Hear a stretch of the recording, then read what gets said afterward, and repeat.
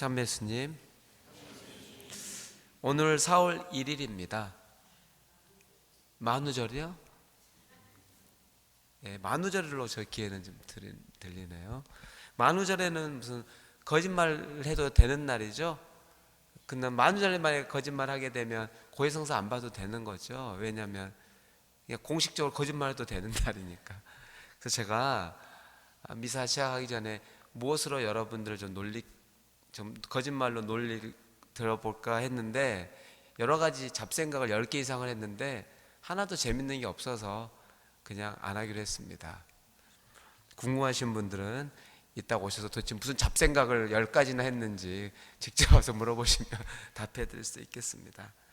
오늘 일독스 이사야 말씀, 저희는 그 야의 종의 노래라고 하죠. 예, 세 번째 노래를 듣게 되었는데 이렇게 몇 번씩 우리도 수도 없이 수십 번 수백 번 이 말씀을 저희는 이제 듣게 되었죠. 그런데도 참 부럽다는 생각이 좀 많이 들지 않습니까? 얼마만큼 하느님을 신뢰하게 된다면 이 정도의 마음을 먹을 수 있을까? 너무 좀 부러운 생각이 좀 많이 듭니다. 저 같은 경우는 정말 하느님을 철저하게 100% 신뢰하지 않고서는 이런 태도가 나올 수가 없는 것이죠. 다른 사람이 뭐 괴롭혀도 모욕을 줘도 뭘 털을 뽑아도 그냥 그대로 그냥 맡긴다는 것이죠. 그래도 창피하지 않을 거라는 거죠. 왜냐하면 하나님께서 나를 창피하게 그대로 그냥 내버려 두지 않을 거라는 거죠. 나를 수치당하게 하지 않을 거란 말입니다. 그러면서 하나님께서 나의 든든한 후원자가 되어주신다. 그래서 누가 나를 적대할 수 있고 소송할 수 있겠는가라고 이야기합니다.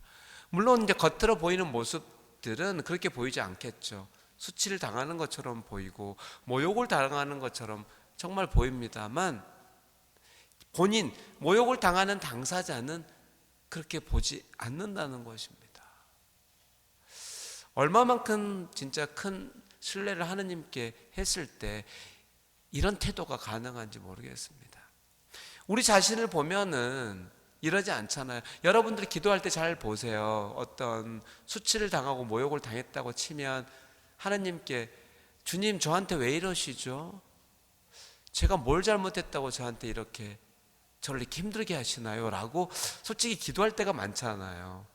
아니면은 이 사람처럼 괜찮습니다 주님, 내가 지금 힘들고 고통스럽지만 아무렇지도 않습니다. 저는 주님을 믿기 때문에 이런 것들이 그다지 대수롭지 않는 일입니다. 저에게는. 혹시 그렇게 기도하시는지 모르겠습니다. 만약에 여러분들이 두 번째 방식으로 어려움이나 고통이나 치욕스러운 일을 당했었을 때 그렇게 기도했다면 여러분들은 이 야훼의 종과 다를 바가 없는 사람인 거고 이미 하느님 나라에서 살고 있으신 거기 때문에 뭐 죽어서 하느님 나라를 갈 필요는 없는 거죠. 이미 이 지상에서도 하느님 나라를 살고 계신 거라고 보입니다. 하지만 뭐 그렇지 못한 분들이 더 많으실 거라고 본다면 철저한 신뢰, 하느님께 대한 의탁, 이거는 정말로 필요한 것이라고 봅니다. 그것을 하지 못하는 슬픈 사람을 저희는 또한 만나게 되는데 복음에서 유다라는 사람을 만나게 되지요. 무엇이 필요했을까? 이 사람에게 좀 궁금한 부분들도 있습니다. 그냥 예수님 제자로 살았다면 아쉬울 게 하나도 없었을 것 같은데 말이죠. 뭐가 부족했다고 해서 스승님을 팔아 넘길 생각까지 했을까? 좀 생각을 좀 해보면은 뭐 마음에 안 드는 게 있었겠죠. 자기가 꿈꾸는 어떤 야망이 있었는데 그 야망에 맞춰서 스승님이 하지 않으신 것이죠. 자기가 생각할 때는 좀 이상하게 다른 방식으로 하니까 스승님이 마음에 들지 않았을 것입니다. 그래서 기회를 엿보고 있었고 스승님을 팔아넘길 기회를 찾았던 것이죠. 수석 사제들에게 내가 우리 스승님을 팔아넘기고 싶다. 그럼 니네는 나한테 뭘 해줄 수 있을 거냐라고 했을 때 은전 30잎을 내주겠다고 이야기합니다. 스승님을 은전 30잎에 팔게 되는 상황. 그러니까 좀 다른 부분들이 있는 것이죠. 스승님 예수 그리스도 그분을 믿지 못했던 것이죠. 아, 저분이 이렇게 하는 것들이 결국은 이런 것 때문에 이렇게 되겠구나라고 믿음이 있었다면 팔아 넘길 수는 없었을 것입니다. 근데 재밌는 장면은 예수님께서 자기 친의 속을 잘 깨트려 보고 계실 거라고 알고 있으면서도 너무 뻔뻔합니다. 그러잖아요. 주님, 그 배신할 자가 저는 아니겠지요? 라고 하죠. 그랬더니 예수님께서 참 멋있는 말씀 하시네요. 네가 그렇게 말하였다. 혹시 저번 주 그 순환복음 성지 줄 때 읽었던 비슷한 이야기를 예수님께서 요한복음에서도 하셨잖아요. 마르코 복음에도 나왔지만 누구에도 이 똑같은 이야기를 하시는데 바로 빌라도에게 이야기합니다. 빌라도가 예수님께 묻죠. 당신이 진정 유다인들의 임금인가? 라고 묻게 됩니다. 그때 예수님께서 당신이 그렇게 말하고 있어 라고 이야기합니다. 이 말뜻을 잘 우리가 찾아보면은 본인 스스로가 진실을 이야기하는지 거짓말을 이야기하는지 너 스스로가 너 자신에게 물어보아라는 대답하고 똑같습니다. 너가 나를 하느님의 아들이라고 유다인의 임금이라고 너가 생각하는 거냐?